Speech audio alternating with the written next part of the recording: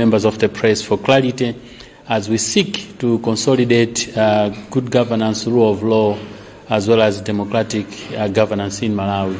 So once again, I would like to welcome you and thank you that you agreed to be with us this morning.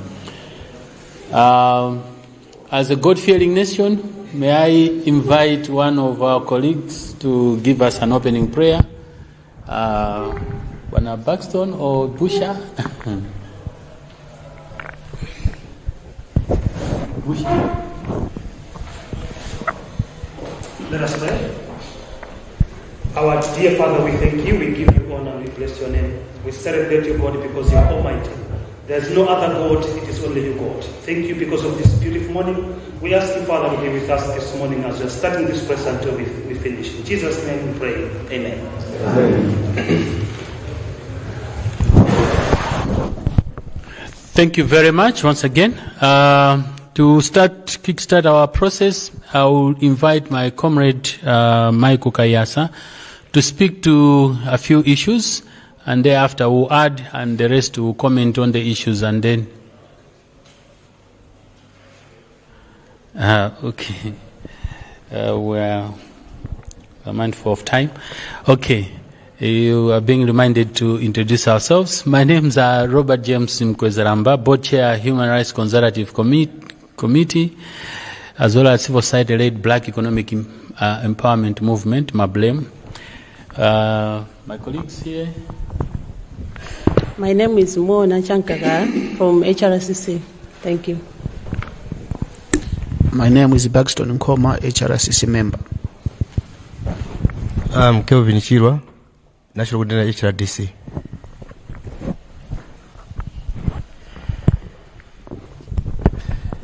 My name is Michael Kayatsa, HRDC chairperson.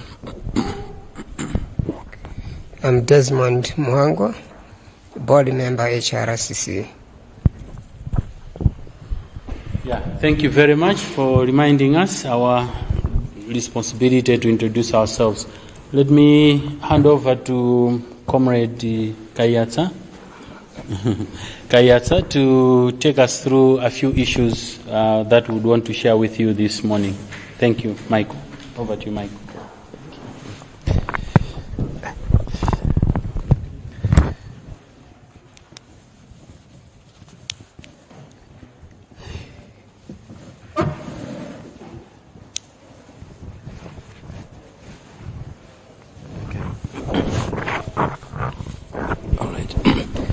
Yeah.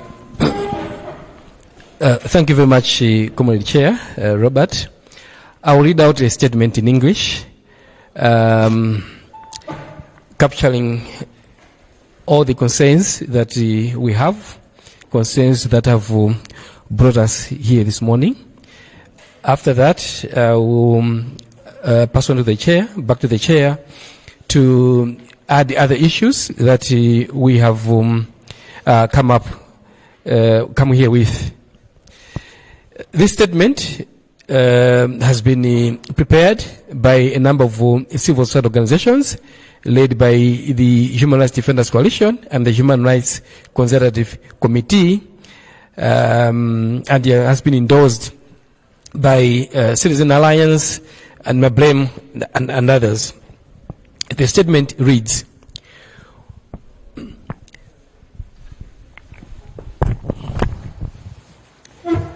we, the undersigned civil society organizations, wish to reiterate the concerns that we raised during our recent press briefing regarding the alleged executive interference in the Electricity Supply Corporation of Malawi, ESCOM, procurement process. At the time of our press briefing, we emphasized that the issue was not about any particular bidders or contractors. Rather, it was about safeguarding the integrity of Malawi's procurement system and preserving the independence of institutions that are established by law to manage and to safeguard public resources. You will recall, members of the press, that there was a leaked memo which was circulating in the public domain regarding the procurement process at ESCOM. The leaked memo raised serious constitutional and governance questions regarding the extent to which political authorities may influence procurement processes that are legally entrusted to procurement committees, controlling officers, and other statutory bodies. The Public Procurement and Disposal of Assets Act establishes a framework designed to ensure that public procurement decisions are guided by transparency, accountability, fairness, competition, value for money, and non-discrimination. These principles are intended to protect public resources from political influence, favoritism, patronage, and corruption. It is unfortunate that up to now, government has not responded to the concerns that we had raised. As the CSOs, we remained concerned that failure to clarify the legal boundaries of executive involvement in procurement processes risks undermining public confidence in procurement institutions and weakening the rule of law.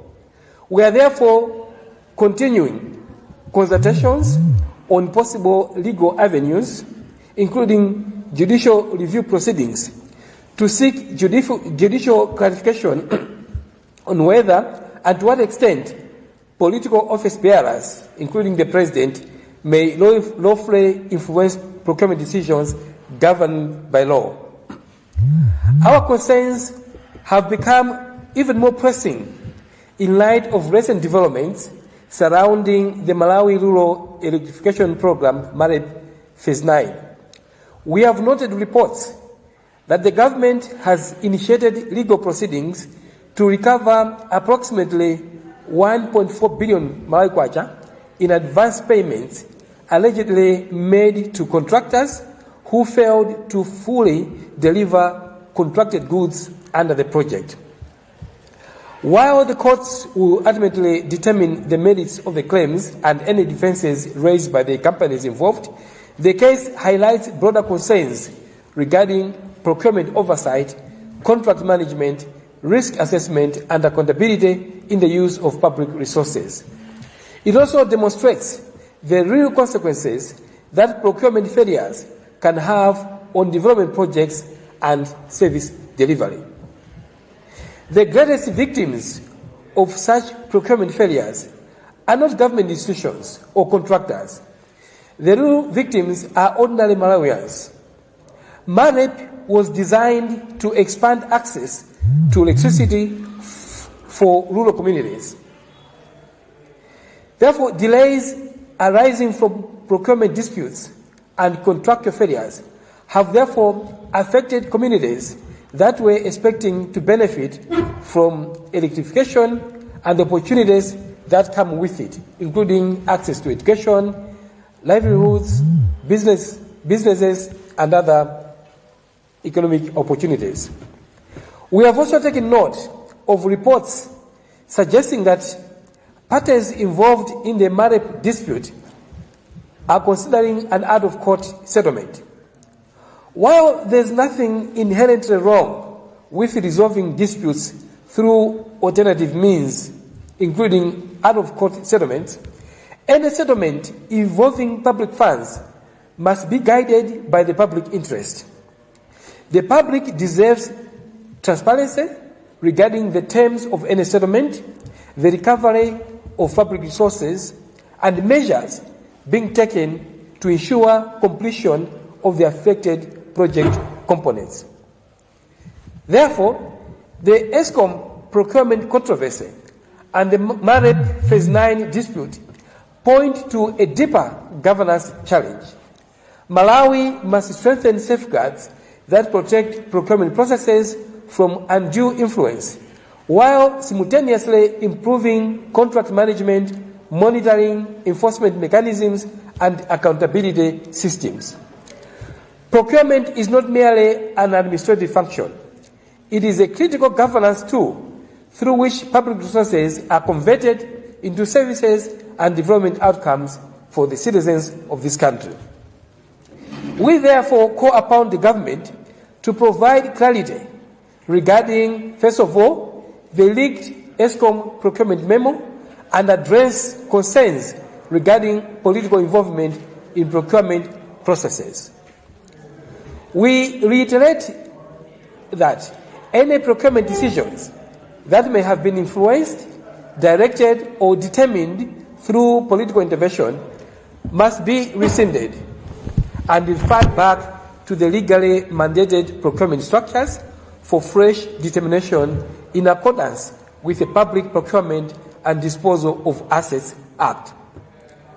Furthermore, we call upon the Attorney General, Parliament, and PPDA, including the Anti-Corruption Bureau and other oversight institutions, to ensure that procurement laws are applied consistently and independently. We also call upon the government to ensure full transparency in the ongoing MAREP litigation and any proposed settlement arrangements. We further call upon relevant authorities to strengthen procurement oversight, contract management, and accountability mechanisms across public institutions. And finally, we call upon the courts to provide judicial guidance on the limits of executive involvement in statutory procurement processes. The issues before us are larger than any individual contract, company, or public official. They concern the integrity of public procurement processes, public institutions that are mandated to oversee these processes, but also the protection of taxpayer resources and the future of accountable governance in Malawi. Public procurement must remain governed by law, as well as principles of transparency and accountability, not by political discretion. In addition to the issues that we have raised above, as CSOs, we are also concerned by a number of issues that have come to light. There is the issue of fraudulent diplomatic claims by someone known as Mr. Mahmoud Azhar Chaudhry. It is a matter of public record that Mr. Mahmoud Azhar Chaudhry, a Pakistani national holding Malawian citizenship, fraudulently posed for several years as a consular representative of Pakistan based in Blantyre. The Ministry of Foreign Affairs clarified in a 2022 letter to its attorneys at law that Mr. Chaudhry never held any diplomatic status and that the identity card that was issued to him did not confer any privileges or immunities under Malawian law.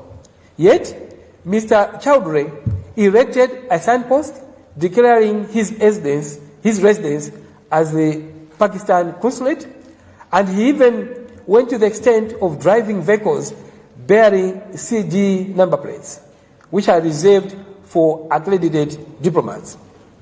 Analysts have rightly pointed out that he fraudulently enjoyed diplomatic privileges, undermining Malawi's obligations to foreign states. This, ladies and gentlemen, is not a trivial matter. Misuse of diplomatic symbols is a criminal offense under the Penal Code. If revocation of citizenship and deportation were not pursued, at the very least, prosecution for lying to public officers should have followed. Instead, government silence on the matter has emboldened impunity. We, as CSOs, therefore, demand action on this matter. There is also the issue of assault of workers in Limbe. This is another issue that has greatly concerned us as civil society organizations. We condemn the handling of the case involving businessman Asif Hanif Chocha, who was arrested in Limbe for brutally assaulting his workers tasked with looking after goats and cattle. Despite video footage showing Mr. Kulije Chipala injured after being beaten with a heavy stick. The accused was freed on bail and the case has stalled. Distinguished members of the press, as CSOs, we are concerned about this case because it shows a blatant miscarriage of justice. Police and prosecutors must explain why the matter has not been brought to, before the court within a reasonable time. Allowing confessed offenders to walk free sends a dangerous message that violence against vulnerable workers in Malawi is tolerated. Our demands, therefore, are that on the issue of Mr. Mahmoud Azar Chaudhry, we demand immediate prosecution of Mr. Chaudhry for fraudulent claims of diplomatic status. On the other hand, Minister of Foreign Affairs and Homeland Security must be moved to revoke his citizenship and immediately deport him back to Pakistan. Regarding the issue that we have raised about Mr. Asif Hanif Chocha, we demand swift trial of him for assaulting his workers, with justice delivered to the victims by way of awarding them befitting compensation in line with national labor laws. These distinguished members of the press are the demands that we are making as CSOs. At this juncture, let me pass on to the chair to shed more light and highlight other issues that the CSOs were concerned about. Over to you, Chair. Thank you. Thank you very much. You are saying all these are valid. Okay. Yeah, thank you very much, comrade. Tunaona kuti nkhani zikulu zimene tabwera nazo ndi zitatu kapena kuti zinayi zomwe zaperekedwa bwino.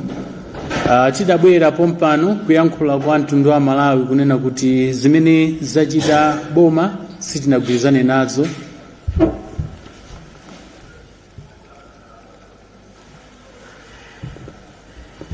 Zimene lachita boma sinagwirizane nazo kunena kuti ndondomeko kapena kuti nthambi ya boma inapanga ndondomeko yofuna kupeza anthu opanga supply katundu ku Eskom, koma chifukwa cha mphamvu zinapezeka kuti ngakhale adapasidwa contract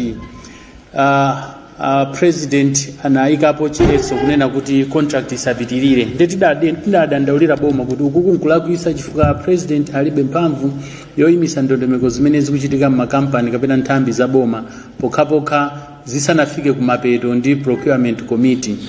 Tidapempha kuti atiyankhe pasanaduse masiku 14 fika siku la lero kulibe yankho lina lililonse. Ndikubwera kwa ife nkunena kuti poti afuna tiyende choncho ifeyo tikuchitenga kuti tikupita nawo ku mabwalo a milandu kuti atithandize kuti masulira kuti kodi andale ali ndi kuthekera kwanji kutenga nawo gawo pa nkhani za kagulidwe ka katundu makampani omwe ndi aboma. Izi zitithandiza kuti tibwerese order chifukwa dziko lino lakhala likubwerera mbuyo kamba konena kuti anzathu andale akalowa mboma imakhala nthawi yoti nafenso tidye nawo. Amalawi akufuna chitukuko, sakufuna kuti tizigawana ndalama zimene zikuyenera kulowa makampani amenewa. Ndi chifukwa chake timabwera lero kupereka ripoti kuti poti takanika kuyankhidwa pano tutenga ndale njira yonena kuti pita ku koti tipemphe abwalo la milandu atitambasulire ngati a president kapenanso andale ali kuthekera kuti zimene komiti yopanga approve ya ku Eskom kapena kampani na iliyonse yavomereza iwo atha kuzibwenzeresanso. Izi zitithandizanso kuti tifufuze kuti kodi adindo maofesi amenewa akugwira bwanji ntchito yawo chifukwa tibwereza kunena kuti posankha boma timasankha president ndi president amazindikira kuti iye alibe kuthekera kuti akhale pena paliponse ndi amasankha anthu kuti amuthandize. Ndiye ngati nthambi za boma zikulephera kumuunikira bwino president ndi kuti palibe chifukwa choyenera kuwasunga anthu amene amulakwisa president kapena amene amsokoneza. Akuyenera kuunika kunena kuti agwire ntchito yake mosatira malamulo, ndipo ngati pali ena amene akukhotesa dala malamulo kuti zayendere iwo achose kampani yayikepo yawo imene akuyifuna, izozo tunena kuti ndizolakwika ndipo sitizilola ngati dziko. Ndipo mapeto kwake tizapempha kuti adindo amenewo alephera kumuyankhula mtsogoleri kumuuza chilungamo atulusidwe pansi udindo, chifukwa Malawi muno tili anthu oposa 20 million. Ali pambiri othekera amene angatenge nthambi ntchito zimenezi. Kuphatikiza pomwepo tinanso ku Escom komwekonso kunali nkhani ya Malep. Tiyamike ambuye amene anali ku Escom adayesesa kuti anthu amene andapasa ma contract mchaka cha 2022-2023 sokwana 1.4 billion. Africa Green Economy Limited inandira 698 million, Kumakoka Trading inandira 523 million, Louis Holdings inandira 144 million kuti agwire ntchito yokhuza kupereka magesi kwa anthu osaukitsitsa mdziko muno. Palibe ndi china chilichonse chimene anachitapo, ndalama yonse inalowa pakamwa. Ndi atauza kuti abwenze akhala akuthawathawa kufikira pano akuti achikambirane. Kodi mukambirana bwanji nkhani ya straightforward? Tili ndi maumboni amakesi ambirimbiri amene adachitika mdziko muno onena kuti anthu atasokoneza ndalama anabwenza ndalama. Nkhani za cement tikuzikumbukira, nkhani za mwenyewe anakapanga deposit ku account ndalama zinabwenzedwa ndalama zimene zija straightforward. Apa palibe chifukwa choti tikambirane, chifukwa kuzera mukambirana nkumene kumalo wa chinyengo, corruption ndi zina zoterozo. Ndefe tunena kuti atone jeno talembera kalata kuti aonetsetse kuti zimene zisapitirire. Nkhani yachiwiri imene yakambidwa inoti yachitatu yokhuza munthu wina wake wochoka dziko la Pakistan yemwe ali ndi kalata yoti ndi nzika ya Malawian. Ndife dziko losekesa kwambiri kuti munthu adafika mpaka na kuyika chikwangwani pa khomo pake kuti kuno ndi ku embassy kapena office ya ukazembe ya dziko la Pakistan. Sonza kuti zonse zokhuza dziko la Pakistan zimafikira ku nyumba kwake, amapanga hando ndiye mpaka na boma linampasa nambala ya galimoto zakunja ija imalembedwa CD yomwe imasungidwa kwa anthu okhawa amene apasidwa chilolezo choti akhoza kulimira maiko akwawo ku Malawi kuno. Munthu amene adapezedwa ndunaona za maiko akunja atafunsidwa ananena kuti munthu amene alibe status ina iliyonse ya diplomat, koma wakhala kugwira ntchito kulandira ndalama m'malo mwa dziko la Malawi, kupanga zinthu m'dziko la Malawi, mapeto ake angomutaya. Ife tikuona ngati palowanso chinyengo pamenepo. Malamulo athu ndomveka bwino amene akuyenera kumangidwa ndi kubwenzedwa dziko la kwawo chifukwa ndi munthu osokoneza. Ndiye mu chikalata mwathu tikupempha zimenezi kunena kuti zichitike, munthu ameneyi ayimbidwe mlandu, abwenzedwe ku dziko la kwawo, atulusidwe mdziko muno chifukwa ndi osokoneza ndi zinthu zingati zina zimene wapanga za madiru zimene Amalawi sitikudziwa. Koma ngati pali ena kumbuyo kwake kandi andale ndi amene tikufuna kuwayankhula kuti asiye mchitidwe umenewu. Takambapo nkhani ya Asif Hanif Chotia amene akuoneka kuti ali ndi mphamvu zina zake zosaoneka bwino, anamenya munthu kulimbi achimene athu aboni kalindo anakafikako ali ndi umboniso umenewo. Anakamenya munthu amamwetera ziweto zake, koma fika tsiku la lero mlandu sukuoneka kuti wapita kuti. Adatulusidwa pa belo pomwe amene adamenyedwawo Mr. Kulije Chipala adakakhalabe mu ululu. Tunati ukuku ndikuphwanya maufulu. Ndife ngati mabungo omwe saboma tunena kuti izizi tikuzibweretsa poyera ngati njira imodzi yofuna kuibweretsa boma to account kapena kuonesa machitidwe ake. Ndiye munthu wamkulu amene amachita handle nkhani zimenezi ndi atone jeno. Tamudandaulira atone jeno kuti aunikenso makesi amenewa kuti ndalama zathu za Malepo zibwenzedwe. Uyu anayimbidwa mlandu oyika post ya boza yoti ndi ambassador wa ku Pakistan amangidwe. Komanso tidakamba la sabata yatha kunena kuti zimene zinachitika zolesa contract imene imaperekedwa ya makampani angapo amene komiti idamvomereza ku ofisi yaikulu ya president anankaniza, amene idankana komiti ku ofisi yaikulu ampasa. Ndi timene kuti alibe mphamvu a president olowera nkhani zimenezi. Ndi tikupempha tunena kuti chifukwa choti sadati yanke tikupita ku khoti, tipempha khoti atithandize kuti chilungamo chioneke mu nkhani zimenezi. Ndiye izi ndi zina mwa nkhani zimene tikufuna kufotokozapo. Ina imodzi mwina imene adayiwala ndi nkhaniso ya Amalis Hotel. Tidalemberanso mulangizi wa boma pa nkhani za malamulo atone jeno kuna kuti nkhani iyi tidayiona kale pachiyambi kuti pena pake ikhota kufika siku la lero nzomvetsa chisoni kuti angakhale komiti ya parliament sikuyankhulapo kena kale konse kuti nkhani ili pati. Angakhale kuti mwina zina nkhani zili mu khoti koma ife tikuona kuti pali zinthu zolakwika zimene zimayenera kuti zikonzedwe. Chachikulu chimene tikudandaula ntili nacho nkhawa chathirira mphongo pa zimene zachita khoti kunena kuti lamasula ma akaunti a munthu amene anali mwini wake wa hotelo imeneyi, kuti tsopano ndo masuka atha kugwiritsa ndalama zimene zili mu akaunti. Nkhawa zathu tidanena kuti tifuna tipite tikachite zionesero ku hotelo imeneyi, chifukwa chonena kuti pamene tikukokana chonchi hotelo ije kupanga malonda. Pano ndikuyankhula pano kuli anthu akugona kumeneko, kodi ndalama zimene alipira zogonera usiku kumeneyo watenga ndani? Ndiye mweyi uyuyu tikuti wagulisa hotelo. So wagulisa hotelo tikuenda kumulipira, tifune tisafune tidanena ndipo tisamulipira timulipire. Komanso outside kumulipira kufuati ngati tinalipira ndalama yoposa 90 billion, ndoti chinthu chinchato sichinabwerebe m'manja mwathu, akuchiyendesa be iye, ma profit akupita kwa iye. Tunena kuti ngati dziko tiye tizichita nthawi zina mwake mozindikira kunena kuti tisamaponderezedwe kapena kupondedwa zuwa likuswa mtengo.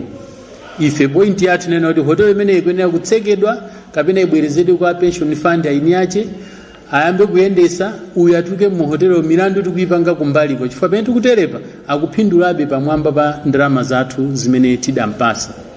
Paliso dondomekeni kuti anzathu amene amayendesa pension fund imeneyi ena amangidwa, bodi yapangidwa dissolve, sonza kuti kulibeko amene akuyendesa chinthuchi apart from anthu aku secretariat.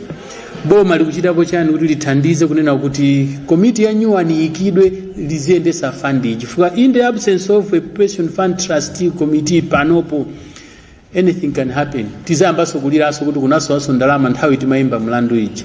So atone general ndikuthekera ndi mphamvu yonena kuti atithandize kuchita machawi ndi kulangiza boma pa zinthu zimene zikuyenera kuchitika ngati njira imodzi yofuna kuti tikonze ndikuonesa kuti chuma chathu sichikonongedwa unnecessarily. Nafuna kutsindika zimene zokuphatikiza nchichewa nkuonjezeraponso nkhani ziwiri zitatu zimene zamena mthenje pa tsiku la lero.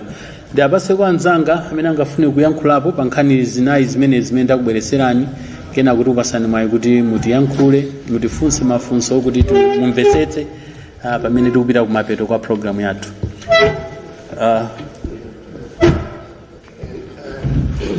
Ine ndifuna ndingolankhula mwa general kuti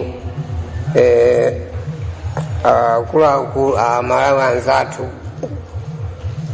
dziko lolo sili kuyenda. We are very stagnant as a country. The reason is that public funds are being mismanaged. There is no way, in a space of 6 months or so, the concerns in the country are just too enormous for people to bear, for Malawians to bear. Nthawi yomweyi amalizi hotel and is running smoothly, ndalama kumene zikupita sizikudziwika, and the Malawians are watching and sitting, too busy kumadandaula, but things are being messed up. The contracting law in the country, or procurement law, is very clear. It gives a mandate to institutions to procure. And then you start reading something which says, whose company is this? Ndindani mwinwaka wa company. And yet ena kunsiku anapangala approve kuti awawa achita bwino apo sanzawo popikisana apo achita bwino. Situfuna lankhulira ena. Koma chilungamo chizioneka kuti chikuchitika kwa ma contract angati awawa nthawi zambiri taonerapo kuti akuchotsedwa Malawi amene apambana akuwalanda and are being given to very strange people, very strange companies. Business for Malawians must be a priority. Recently we engaged the business community. They were asking, the law provides 60% of the contracts in the country must first be given to Malawians, so long as Malawians are able to supply. Panopa, the question that we were asked, indeed the business community, is this lamulo limeneli lilipo kapena linatha ngati linatha nalithetsa ndindani? Because now Malawians are not enjoying the 60% provision in the law, whether law or policy. Malawi sakuliona kuti lamulo lili likugwira ntchito. We all as Malawians are seeing these things happening. Either we are smiling or busy discussing our social media platforms without seeking solutions. Izizi ndizimene tikuzonaso zili ndi situation ya Eskom iyi nkhani tuiona Eskom procure wina akakaniza zinthu sizikuyenda. Nkhani zomenya amalawi pa ntchito mdziko mnomo, all employers. They are very common old stories that started way back, particularly ndi amene anzathu amapanga mafactory. We have seen Malawians akutsekereredwa mchifactory kuti ndizakutsegulirani ndikabwera ku lunch. Watsekera mu factory madzulo, so what is inside the factory? But people are being locked in there until in the morning when a supervisor comes to open the doors. Zimene zikuchitikaso izizi zoti munthu agwira ntchito, whether this person has misbehaved, but nobody has the right to hit an employee or to hit another person. Ndiye tikuona anthu akuti awagwira akuwatulutsa. This is the trend. Zikutopetsa matrend awawo mamenya Malawi, and then akuluakulu amene mukuyang'ana mukuti achilungamo mdzikono, you are releasing these people at your own will. Tikufuna makesi awawa azifika kumapeto. Ngati sakufika kumapeto, as a civic community, we should be thinking deeply. Yes, the legal route, but there are other routes as well that we can take to seek remedy. One action should be enough to prevent recurrence of what is happening presently. I wanted to add that, Chairpersons. Thank you very much. Any additions? Yes, Chair. On the same issue of procurement, as you have elaborated, that we submitted our writing to the authorities for response, which they have not, which is one of the concerns that we normally have. Chifukwa chonena kuti nthawi zambiri akuluakulu tikawalembera samayala. So ndimaona ngati kuti mwina that trend needed to be reversed. There is a need to respond. But also on top of that, by the issue the judicial review that we are talking about. This is very important because mukaiona nkhani ya Eskom might be just one of the so many procurement issues that we have. Nkhani iyi tikuyikamba lero chifukwa chonena kuti napanga leak pa social media. But we are not very sure what is happening in Jenko. We are not very sure what is happening in our water boards. We are not very sure what is happening in Kumadef and the other government institutions. We might believe that the trend is the same. So we believe yonena kuti nkhani kapita ku koti akapeleka chigamulo kunena kuti ndikoyenera kuti andale akhoza kumalowelerapo kapena ndikosayenera zithandiza kuti pakhale sanity in as far as procurement is concerned. That's why we are taking that route for judicial review, so that there should be sanity in as far as procurement is concerned. Because nthawi zina amene so amalakwitsa atsogoleri amakhala anyamata mbali. Akamapititsa ma documents kwa president, ku office ya president, amadziwa kuti zimene tikupangazi sizololedwa. Komano they still proceed because of other political reasons. So we believe kunena kuti if there will be a judicial review and a determination is made, then these issues will be addressed once and for all. Komanso issue ya chair munanena issue ya Marep imene ndi nkhani yomvetsa chisoni. Anthu anapatsidwa ndalama sanapange deliver service, apemphedwa kuti abweze ndalama akuti ayi koma tikambirana. For us as a civil society organizations, this is not making sense. But also chimene ndicho desankhawa kwambiri ndi nkhani yomanena kuti we should settle issues or we should go for out of court settlement. Because nthawi zambiri ma out of court settlement amakhala ma bleeding areas for corruption. So if tilibe confidence ndi nkhani yonena kuti there should be out of court settlement, ngati nkhani ndionena kuti abweze ndalama amalawi adziwe ndalama zinabwezedwa. Koma ngati out of court nthawi zambiri nkhani zimatha choncho. So chair ndimafuna ndipange emphasize kunena kuti ngati civil society sitikugwirizana ndi issue ya out of court settlement, Number 2, ngati civil society tikufuna judicial review nkhani yomwe ya Eskom yo ndicho linga chonena kuti determination imeneyo ibweretse sanity in as far as procurement is concerned, because we are not very sure as to what is happening in other government institutions in as far as procurement is concerned. Thank you, Chair. Thank you. Any comments there, or we can go back to...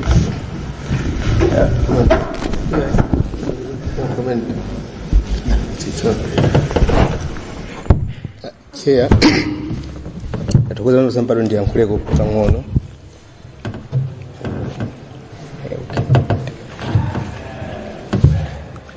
Nkhani izizi sizimene zifike pano pa yayi.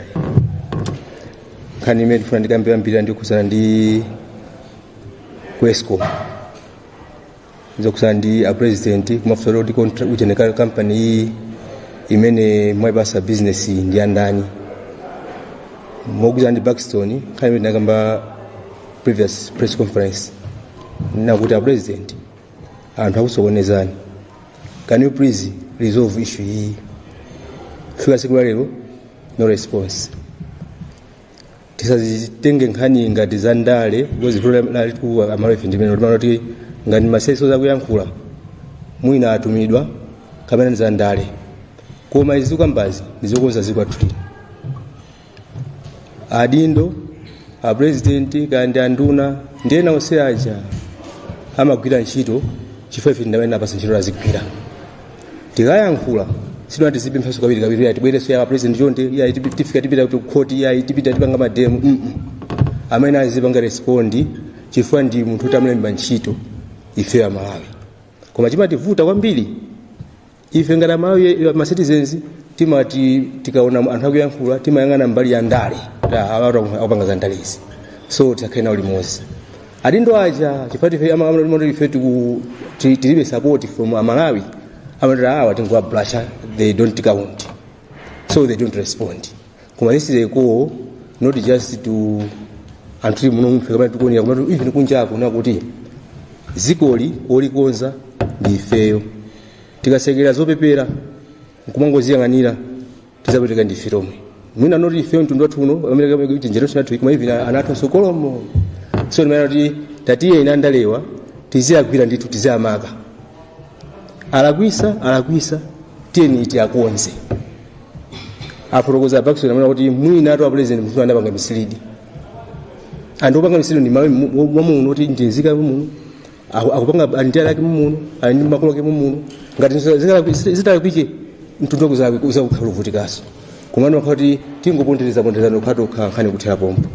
So nkhani ya Eskom timemeza kuti tisafika kumapita mpani zipita kumapanga ngeji malo yazi a president amene angopanga kiti mina kwena panga ngati wantchito utanambira ntchito ndifeyo tikapita nkhani kuzandika amalisi hotel pano auri apanga freeze apanga freeze ma accounts anyaka ambe kuisa ntchito tinakapa nkhani kuzandi drama za tikulipira ku bank timachani FMB tupeka ndapo FMB 20 years sakugwira ntchito Malawi muno akhoda gamali perekani patopala ngozi ziperekero ndi ndalama zichi ana Malawi silipangire kali kosi.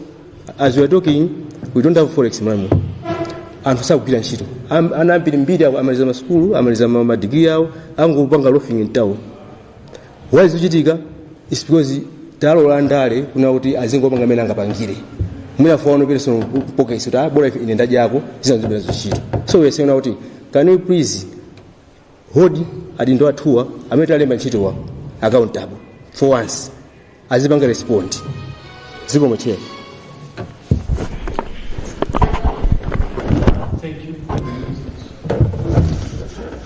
Ine ndimafuna kungonjezerako pa issue ya anthu amene ali ku South Africa, Amalawi amene ali ku South Africa. Tikaona panopa masiku anaperekedwa pacha pa 30 June. Tikamaona ma social media anthu ambiri akuphedwa akuzuzidwa. Ndimafuna ndipempheko boma ndiye amene ali ndikuthekera kuti tigwirane manja kuti tipeze transport kuti anthuwa abwere kuno mwachangu. Anthu andizika zathu ndithu zika zathu za ku Malawi kuno. Ndimangopemphako zimenezo zikho.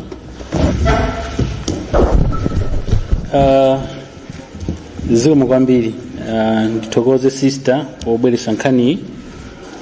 Of course ndi ndondomeko yoti mafuna tiloweso, koma ngati boma ngotsindika kuti tinalipempha kale kunena kuti I think kusadiki kusizi kuyenda nkhani ya anthu amene ali ku South Africa amene akuzunzidwa ndi udindo wa bungwe la SADC kuonesa kuti nzika zake za mchigawo chimene chinzotetezedwa.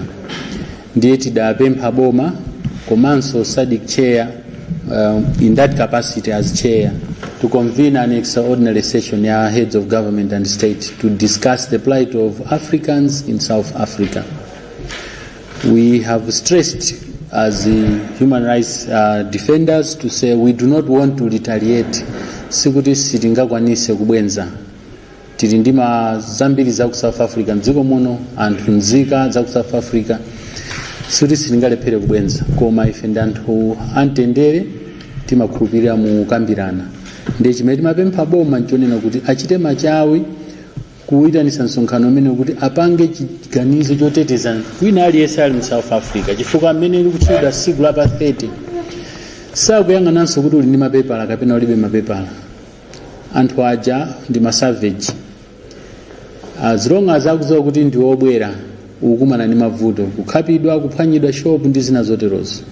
Ndi SADC ndi udindo ku DRC kukakhala nkhondo timatumiza asilikali athu. Chimene chikutikanika kuti titumiza asilikali ku South Africa ndi chani? Chifukwa mwina iwo osati mwinanso koma akanika ngati akulamulidwa ndi anthu ongonyamula zikwanje ndikuti boma lakanika. So SADC imene akukhala patsogolo chifukwa mwazi umene utakhesedwa kumafika pa 30 ndio natuzakhala m'manja mwa atsogoleri athu aku SADC chifukwa alekerera situation imene ikuchitikira ku South Africa. So ni nkhani yoti tipitirira kuwumirizabe boma mbali ya boma lathu munomu ndrama zonse zikukambazi amalirisi manayindi chakuti billion even bili imene atulusa kuti kayikwana 24 billion yoti abwerese amalawi abwere kuno. Figure imeneyo siyomveka, sikupanga sense. Kungoyipanga divide anthu 15 million amene akuti ali ku South Africa ndi figure imene akuinenayo ndiyo kuti munthu aliyense ndi 2 million. Kuma anthu akwera mabasi is less than 400,000. Kodi difference ya 2 million 1.6 ikupita kuti kugwira ntchito yanji. Zakudya timene akudya sizinganene kuti zikukwananso 1 million pa munthu mmodzi itu pamenepo. Ife timaona ngati pali ndrama imene sikuti ndama boma ilibe, ili nalo.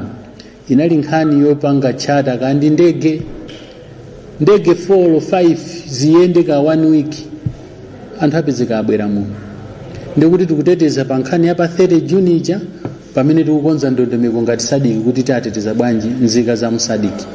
Mavuto akatha ndondomeko ikayikidwa anthu akamapita azitsatira ndondomeko kaya kukhala ma process onse yenerawo.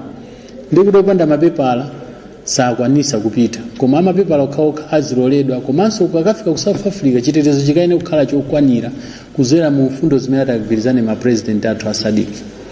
Unfortunately, we are sleeping too much in SADC and we are losing lives. We regret the lives that have been lost. So in closing, we have said a lot of things. And I'm still remembering more things. We'll be issuing statements to put our words on some of those issues, the current inquiries that are happening. We noted as the HRCC were mentioned somewhere, case ya Andrex Chibwana, Brazilio nkwichi ndi Andrex Chibwana, ndi nkhani yakalekale yoti ananamizidwa kuti adapha achigawa. Ndi nkhani yaikulu yomwe ngati dziko sitikuiko kabwinobwino tiyamika times mnaipanga capture. Nkhani imene ija anthu aja akufuna maufulu awo abwenzeredwe. We took our efforts taizo saso nkhani ija pantunena pano ili manja mwa lawyer akuunika kuti angathandize bwanji. Over 20 years or 30 years anthu afuna justice kulephereka. So these are some of the issues that we are handling. Just also to share with you kuti nkhani ya Amalis tidachita demand kuti tikumane ndi ACB tiauze nkhawa zathu tiapase ma legal understanding ya nkhani atiyankha.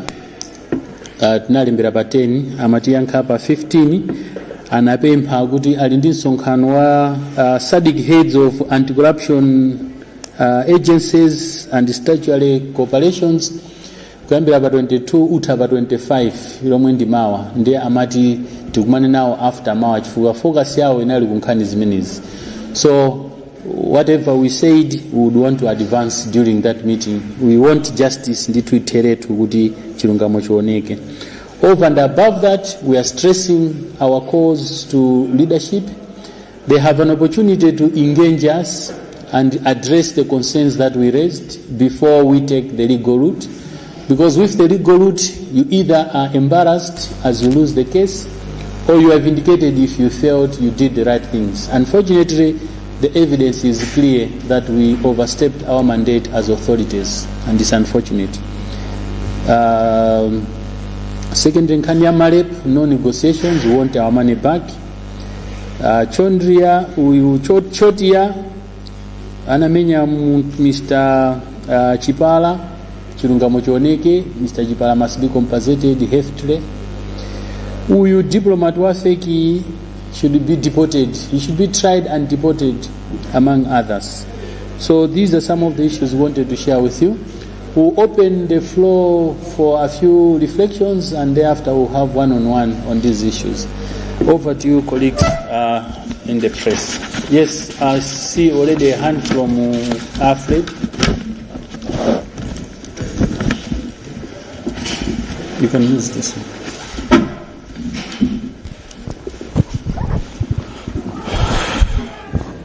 Siko kwambiri chifukwa cha press conference imeneyi mwatambasula bwino kwambiri ma issues amveka bwino kwambiri koma kunjako ndithu mafunso awiri atatu amene mwina atha kumafunsa wanthu. Malawi Agenda 2063 imatambasula kwambiri kuti by 2063 Malawi almost amaina kuti full coverage amagetsi kuti pena paliponse pakhalire magetsi by 2063.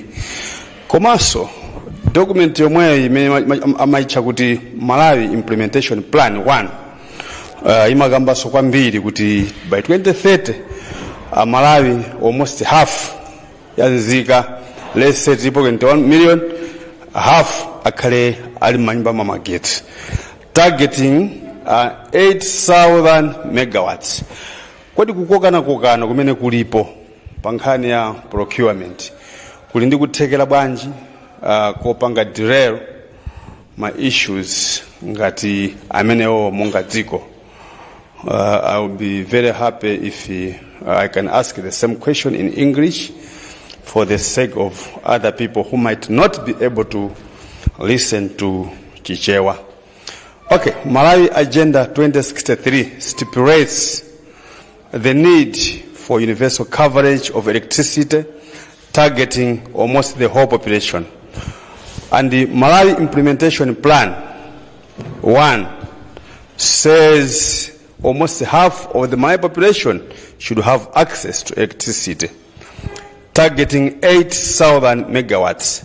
How is this impasse and interference on procurement in ESCOM have capacity to derail this, what agenda is commanding us, not begging us, but is commanding us? Thank you. Yes, Lloyd. Zinanga ndi Lloyd Mbwana, Malawi Post. SADC external meeting anainayo tsana imene second vice president amapanga chair on behalf of the head of state. On that meeting, palibe chimene chinatuluka anything to do with what is happening in South Africa. When you notice that, did you do anything else? Because I thought that was a best platform for you kukapanga raise maisha amene mapanga kunena kuti palibe wina alense mukunena kuti SADC sikuchitapo kenaka yonse. Koma this was the best platform for you CSOs could have raised something through that, or mwina playo short program inali itatuluka kale kuti kukhala that summit. So what else do you expect from now after that summit. Secondly, sindikudziwa kuti ngati amabunge mukudziwapo kuti the current director of public prosecution akuthetsa milandu ina mwa mmodzi ya milandu imeneyo ndi ya Mchina uyu anapangidwa pardon. Now yeyu amayankha milandu ya Katangari. Now shone kuti amene ali director of public prosecution now anali client wawo. Now the same director of public prosecution awukathetsanso milandu ija. Kodi nkhani imene yakupezani ndiona komanso ngati yakupezani muthandizirapo bwanji kuti zinthu ngati za mtundu otero ena akunena kuti a DPP a forced maili kupanga abuse power yawo chifukwa chonena kuti munthu anali client wako wasiya akupatsa a public office. Now iweyo ukabweranso ndi chiganizo chonena kuti munthu amene mulandu uti ziko palena kapena ndi omweyo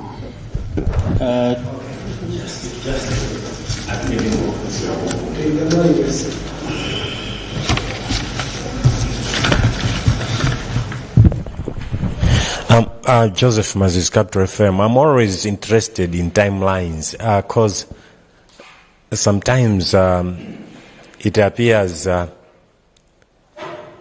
we offer empty threats, kind of. You've just highlighted that you are intending or you are pushing the courts to do a judicial review on the procurement procedures followed and the powers of the executive. I would like to know how much ground have you covered in that regard to ensure that that issue is fast-tracked and something is done. Thank you. Thank you very much. My colleagues will also come in. Maybe let me start with the last one. You opine that we offer empty threats. We don't like giving threats. We like stating the facts. Our agenda and idea is to ensure that we say things as they are. Tikasogoza kuti tikufuna kungowaopseza ndi pamene pamakhala impunity. DPP is not the first time to be in government. We understand how they operate and how they treat threats. Amatha kuzidwanso kuti ife sitimaopa munthu apanga china chilichonse. So there are several ways to skin a cat. Amatha kumwika musaka kummenyesa pansi mphaka, amatha kundula munthu, amatha kumutsekera mulumu. So all we are saying is there is work that is already being done. Since you have asked, paperwork has already been drawn. Drafts of the submissions have already been worked out. Kubwera ku public timangofuna kungwazindikirisa kunena kuti mukalandira zisamani musadabwe. That's why we have stressed kuti they have reasonable time this week as government to address the concerns made applicants, because next week or any other date sitithaso kukhala pansi kuti tikambirane tidikira ku court zituluke nde ku court zikatuluka tinanena kuti makhala embarrassment. I don't think DPP would want the leadership to be embarrassed. But as we speak, we already have secured a lawyer. We already have the paperwork done. It was waiting for this engagement since there is no feedback. When we are delivering the letters, to Attorney General, we also shared this position. We have been waiting for your response in Kaniaku ESCOM, both Yamalep as well as Yama contract, Ana Kansulido. That should ring a bell in their heads. So if the president is embarrassed, you already know who is on the filing chop. We are just helping them to ensure that they do the right things. So we have timelines, but some timelines are implied. Sitingane publicly, kutumina tingopanga for the sake of threatening them. We are aware the president is on a private trip, and that should also be factored in. We can act whilst he's abroad, but overall, we know the government system and mechanism is able to reach out to him. But at an appropriate time, when a spade is no longer necessary to be called a big spoon, we'll have to act. So there are timelines. I wouldn't want to say 21 days from now you hear a lot, but let's just be assured that we are working with time. This is why after 2 weeks, when we first met you, tabweranso kuzanena nthawi zambiri mwina nkhani zimatera m'mazira. Koma we have followed this issue, meaning there's something that is happening. This rufuna jengede by supplies when we say now, let's go to the streets and what have we. Nkhani ya DPP, my colleagues I think will come in, but what we can state, njonena kuti we are worried and concerned. As a law-abiding entity, we always sometimes monitor and wait to see what is happening. The law demands and requires the DPP to deposit within 7 days, if I'm not mistaken, justifications and reasons as to why he has discontinued any particular case with Parliament. Since these cases were discontinued, within 7 days must be ending this week. The last cases that were discontinued, or they may have already elapsed. Now the matter is between us and the Parliament. Did you receive this these reasons? If nothing has happened, then it's a matter for our action. However, even though there is that provision, civil society have criticized this conduct and have continued to speak about this. That's why I'm saying our colleagues HRCC may shed more light based on what they have so far done. It's linked to nkhani jedmanena Pakistani national uja. Why has he not been deported? Anapanga nati namiza dziko kumapanga zonse amapanga zijamuzina lau ambassador pomwe asali ambassador boma la chitapo chana kapena pali nkhani ya chinyengo ya corruption uyuya amaimbidwa milandu yozembesa zinthu pamene palowaso corruption. These are issues that some of them, if you read our letter to SCB, they are included to say why are you not opening cases in these particular matters. So the conduct of the DPP, we have put it on the spot, right? At an appropriate time, we should be able to come out strongly on our final position, having weighed in all these pros and cons. Has he given a reason for the discontinuance? The advantage is, even if he discontinues, there is a law that allows us, even as citizens, to resuscitate those cases. So it's not over until it's over. Makesa awa sanati. Mafusapo nkhani ya Sadik. Yes, we attempted. We reached out to the offices, but we are not going to get anything. The reasonable anything would have gotten inalimina kungopanga mademo fine akanati tira matie gas akanati menya makofi koma it needed reasonable time to engage the public kuti tieni tikafike ku mini kuchitikira nsonkhano mu tikasokose. That was the only reasonable thing. Koma when we saw the business, the agenda that they were discussing, there was indeed nothing about xenophobic attacks in South Africa. Yet the meeting is about safety and security within SADC. And if xenophobia is not anything to do with security and safety of the people, then you question yourselves, Malawians, what was the purpose of the meeting? Because meeting first addressed concerns, even opening speech should have been about the suffering of citizens in SADC, including Malawians.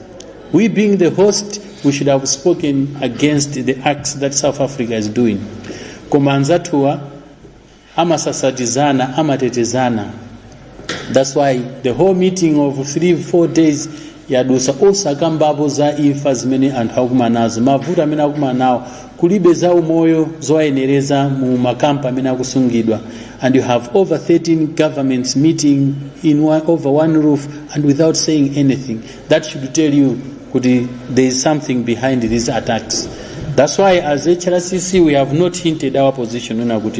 ma-attacks amenewa are being orchestrated kapena akusogozedwa ndi boma la South Africa. Ndi maiko anzawo akuliopa, if we had the president of Burkina Faso, this would not have happened. And that's the leadership we want in SADC, to bring order to countries like South Africa to ensure that they respect the dignity and sanctity of life and Malawians. Unfortunately, the vice president of South Africa's parents came from Malawi and is seeing Malawians being beaten. He was born in Malawi, but he's not doing anything. And we understand Ramaphosa's origin as Zimbabwe, and he's allowing all this to happen. It's unfortunate. So one final step that we have taken is to engage SADC Council of NGOs, because at our level, maybe it's a question of we need SADC Council of NGOs, which is made up of all civil society organizations in SADC, to take up the matter, whether it includes taking South Africa to International Criminal Court. That is what we are recommending.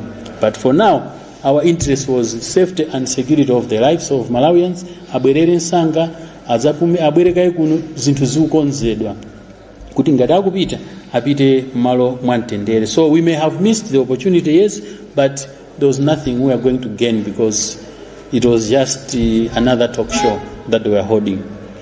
Last but not least, I agree, and that's the whole reason why we are here. Kunena kuti kodi kukokana kukuchitikako kwambiri tu kukokana kuti ngani si kukokana kuti azikukokana, you may put it, is an abuse. What is happening is an abuse because the processes are moving smoothly. ESCOM calls for bids, people apply, and the selection is done. PPDA clears them and withholds one of the contracts. It's normal. ESCOM is supposed to execute. But the abuse comes in to stop the process. That's why my comrade has said, according to ndikungati kumene chipazi chichakatani chakapondako. Pana tukasekera pakati ponena kuti ma contract onse apite ku office ya president and cabinet. Kodi was the idea cholinga chake chimene chichi kuti tidziwe kuti aina yake ndi ndani, then tialande tikemo atu. Undetu watu ndi umene wasokoneza dziko lino. Regardless kuti munthu kaya masapota chipani chanji kaya machokera chigawo chanji, koma ngati ali ndi kuthekera kugwira ntchito ija, timpange assess, timpase ntchito malinga ndi ntchito imene ifuna kugwiridwira. Zilibe kanthu tampasa ntchito kuti akukonza nsewu M1 from Nsanje to Chitipa, koma ngati akupanga bwino, if he takes one kwacha and gives to Kayasa wa HRCC, what is our problem? But the problem that is talking to Kayasa, talking to me, should not be the reason kuti tiamane ma project amene wa ka majambo malapitali kapena AI amachokera kudera la boma lapitali zimene kuti ononga dziko. Chifukwa chake kuli xenophobia ku South Africa. Let's look at each one of us as a citizen. Ngati ali ndi kuthekera timpase ntchito agwire ntchito ija popanda kubera chiphazi. Anthu amene tifuna kuwakonderawo apange nawo apply achite compete. Akadusa apase ni contract with no problem. Koma zoma kokerana mthumbazi ndi zimene zimapezeka kuti non delivery. Makampani tikwatchula male kwaje mutayang'ana the ownership. Muona kuti kupezekaso kuli ndale kumene koko. That's why we are condemning kunena kuti zomati out of court settlements zitithandiza. So yes, I agree with you. Malawi 2063 is not possible if we continue to stifle and stop lawful operations of public entities. Tiasiye nthambi za boma zigwire ntchito zake imene zimene akugwirira, tisalowerere ngati adindo kapena swandale. Chifukwa tikapanga zimenezo ndikuti loto la 2063 ndilachabe sitifika kumapeto. Seems that my friends would want to add on the questions that have been raised before we can close the session. Yeah, just briefly to add on the response.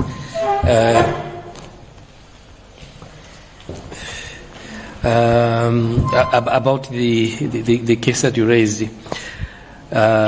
regarding Lini.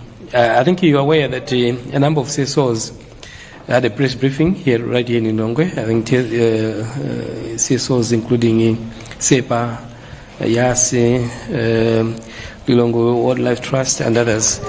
As the HRCC, we have also raised concerns before on the continued discontinuance of cases, and we have called on Parliament to review our laws. What we are saying, kuti mphamvu zomwe zili ndi mkulu oweruza mlandu DPP ndi mphamvu zimene ngakhale cholinga chake ndi chabwino chifukwa si makesi zonse amene angakatere ku court ena mungathonga kukambirana nkuchita seto komano ali ndi mphamvu zambiri zokuti pali chiopsezo chokuti angathe kuzipanga abuse pa zifukwa zina muna zifukwa za ndale and HRCC maso bungu ena takhala kupempha kuti malamulo amenewa aunikidwenso nchironga chakuti DPP asakhale ndi mphamvu zochuluka choncho yayi komanso pakhale ma safeguards angatokhala ndi mphamvu zokoma pakhale ma safeguards pakali panopa malamulo akunena kuti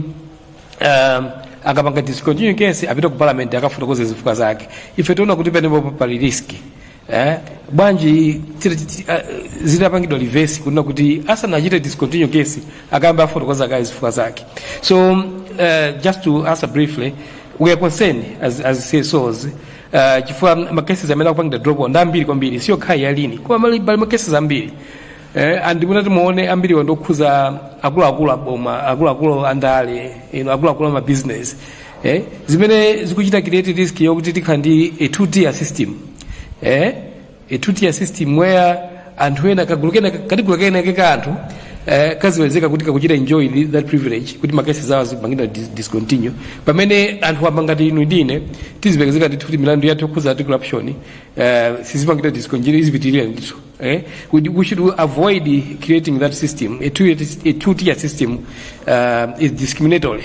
Nchifukwa chake ife we have been advocating for law reform kuti tichite strengthening into prosecution chifukwa it's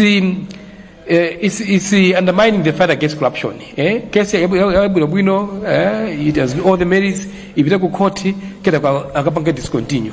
It undermines the fight against. It weakens the fight against corruption. Zimoneka ngati kuti muna serious ngati ziko. Even otu yangana otu ona kunja kwa mati kodi Malawi kodi vuto ndijani. So I think we needed to get serious by making sure kuti ma cases ndithu azipita ndithu mpaka court. And umeneko they should be fully prosecuted mpaka kumapeto ndithu mchirunga chokuti pakhale deterrent komanso we should send a message kuti as a country we are serious about fighting corruption. Maybe very quickly, Chair, sorry. Yes. Ndupanga chidwi ndi nkhani ya discontinuance of cases. I've read a few conclusions from the court. And also find the time where the judge is advisory to the DPP that you must file your case with the Parliament within the specified period of time. In the end, my statement, I feel this judge feels, this should not have been the case. But for the matter of law which he or she is meant to interpret, has no other mandates but to allow it. I feel Muntura Mangi Gandhi really wants to pronounce something differently. If you read, as I read those statements, then issue so says the case discontinuous. Kuli case ukulu now I think should be Russian South. Anakhala mu community ndikumapanga zake nzo kumafukula miyala kutani kubweresa some equipments in the south. Really, we have a national security which couldn't identify this person and what that person was doing. Is arrested and released the same night. Released. We don't even know where he is. Koma kamuntu koba nkhuku muzitiana ta utoba nkhuku mizita nyamata tikumamangidwa kumenyedwa kusungidwa malo osakhala bwino. Those people are committing serious offenses in the country that are released within hours and without knowledge of the society. This should not be the proper direction that the nation should be taking. The law does not see the faces. Ndimalize ndunena kuti akulu ena ake kunjaku anaimba nyimbo koma mwina foti ama dreadlocks amoneka ngati ndayamata osaganiza omwe anayimba nyimbo kuti you can't fool the youth, you can't fool the youth, you can't blame the youth of today, you can't fool them. One day the youth will explode. One day those people, these young people who are coming back from South Africa, one day they will be turned to become bad young people. It is now that they can be maintained, retained, managed by properly managing the public resources. This is what our government must be doing. Thank you, Chair. Thank you very much. With those few remarks and interventions, we'd like to thank you once again for making it to this place. Tukuyamikeni kuti munalola kuti tikhale pansi tigawane mfundo zimenezi. Ifeyo ngati amabungwe sititopa tizibwera ndithu kupereka ripoti la mmene tikugwirira ntchito yathu. Inu mmatithandiza chifukwa mmapereka ndinu chinkuza mawu chathu kufikira kwa Malawi. Kuti pammawa tikatuma Malawi omwene aja kuti tatiyeni tikumane pa community, kapena tiyeni tikumane pa zolozolo, kapena tiyeni tikakumane pa njamba, adzathe kubwera chifukwa cha uthenga umene mmapasa. Cholinga nchofuna kukonza Malawi wathu wabwino, ndi cholinga chonena kuti zonse ziyenda tayali, anthu akhale ndi kuthekera kopanga nawo mwayi kupeza ma contract, osati kuti anthu panopo abwerere mbuyo chifukwa akudziwa kale kuti ndekuti alipo kale amene ampasa ntchito imene anthu kugwa ulesi. Nkona ena mwina anatuluka Malawi muno akugwira ntchito ku Mozambique, ena ali ku Zambia kumene akupanga ntchito zosiyanasiyana fuati ndi Malawi. Pali ena dzombe pompano tikumva ta kupasidwa citizenship ya dziko la kwina fuati kuna kukhomeredwa ndi anthu ena amene ngati na Mtolankhani mukwena kutithandiza kuti nkhani zawo tizizipanga amplify, boma lithandizidwe kuchita chinthu cholondola choyenera mu nthawi yake. Ndikuthokozeni ndikufunira zabwino zonse, ndikufunira dziko lathu zabwino. Zikomo kwambiri, Ambuye atidalitse.